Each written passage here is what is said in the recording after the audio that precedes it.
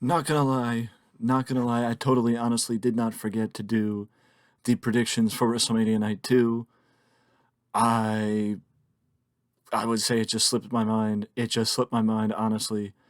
And I really have nothing else better to say. But the reason why WrestleMania tonight is different, or WrestleMania in general is different, and why we're not just doing a preview, is because, simply put, WrestleMania is special. WrestleMania is not just a normal episode of, a normal episode of any program. It is the spectacle that is WrestleMania. It is what we as wrestling fans look forward to every year.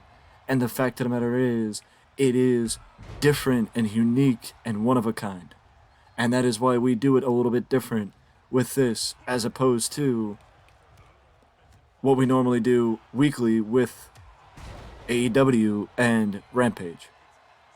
With that being said, we got the the WrestleMania Showcase match from the women's division. Liv Morgan, Raquel Rodriguez versus Natalia and Shotzi versus Ronda and Shayna versus Chelsea and Sonya Deville.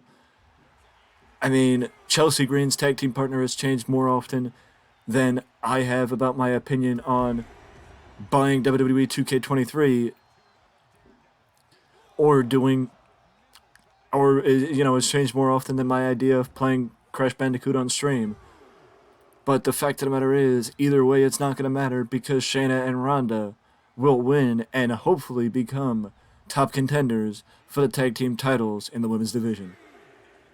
Brock Lesnar versus Omos. I mean, I think WWE has done a solid job of building up this match, but at the same time, I don't think the victor is. I don't think the victor is in question.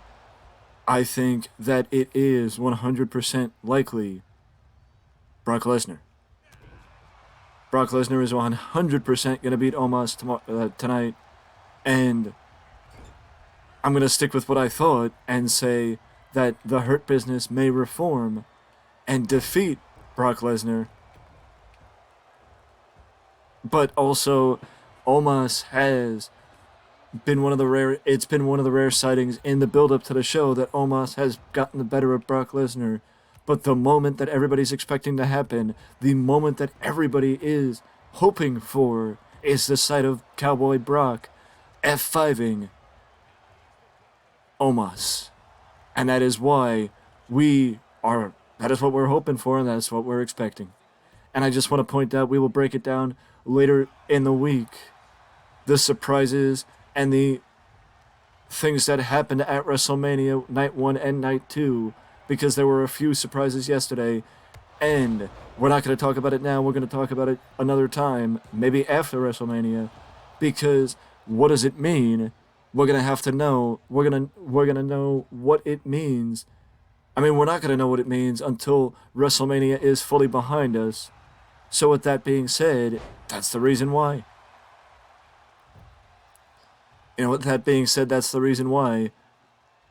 It's just got to be something that we wait and do later on, as the referee gets in the way. And speaking of what happens next, Edge versus Finn Balor.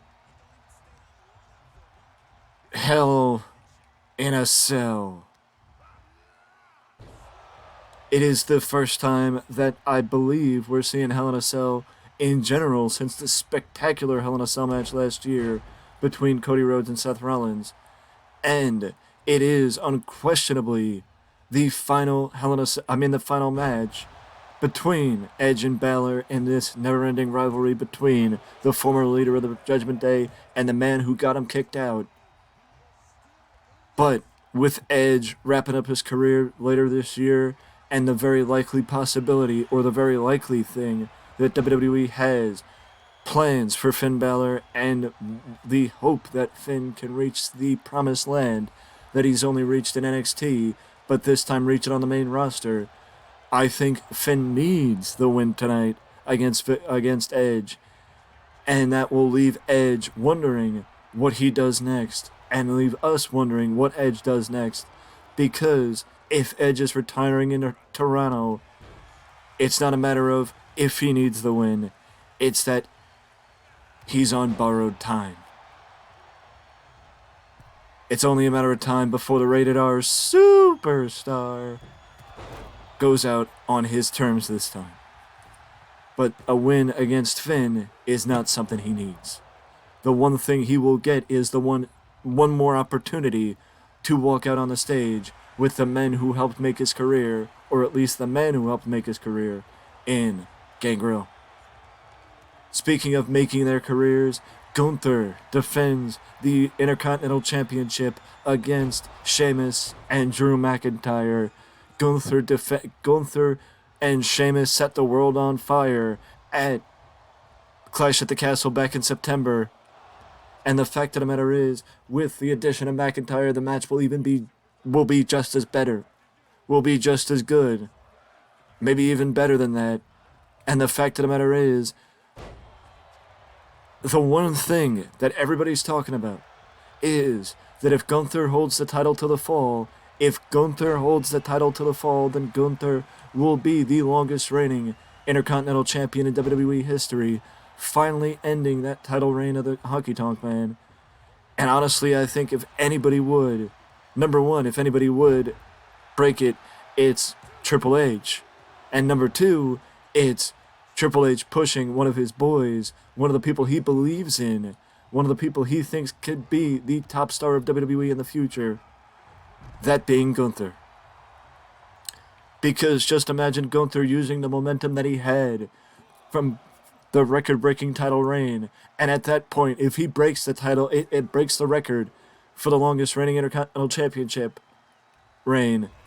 It won't matter who he loses the title to. The winner, whomever he loses the belt to, will have the utmost momentum, will have an incredible amount of momentum, and the fact of the matter is, whoever he loses the title to will have to look forward to Gunther moving on to fight Cody Rhodes for the WWE Championship. I mean, it really depends on the other title, because WWE did commission another title, so it depends on who will be the other champion. But either way, Gunther, by the end of the year, I'm calling it now, he wins tonight, and he will be challenging for the world title in some form or fashion by the end of 2023. Bianca Belair is closing in on a year as women's champion, which is a sight because not only was Bianca, but Braun Breaker was closing in on a year as champion. The Usos have held their titles for over a year, and Roman Reigns held the title for 900 days. But I do believe unequivocally that Bianca Belair will. I think shaking up the women's division would be nice. Shaking up the women's division would be needed, and shaking up the women's division should be something that WWE considers. But the fact of the matter is it Asuka? Is Asuka the one that they would shake the division up with? Or is Bianca the one that they keep the championship on and let Bianca Belair keep her undefeated streak at WrestleMania? I think Bianca keeps the belt, even though I would consider shaking things up. And now, we move forward. This is the easiest one to say. Cody Rhodes is getting the victory, and Cody will move tonight is when Cody moves from undesirable to ungoddamn deniable. And he will prove that by holding the Undisputed Universal Championship high as the pyro goes off and WrestleMania ends with the American Nightmare as the women's champion. World champion, not the women's champion. But either way, that is my prediction. Those are my predictions for WrestleMania 39, Night 2. But most importantly, don't forget to enjoy the Super Bowl of Wrestling, the Showcase of the Immortals. Do not forget to sit there and enjoy WrestleMania 39. And I will see you in the next video.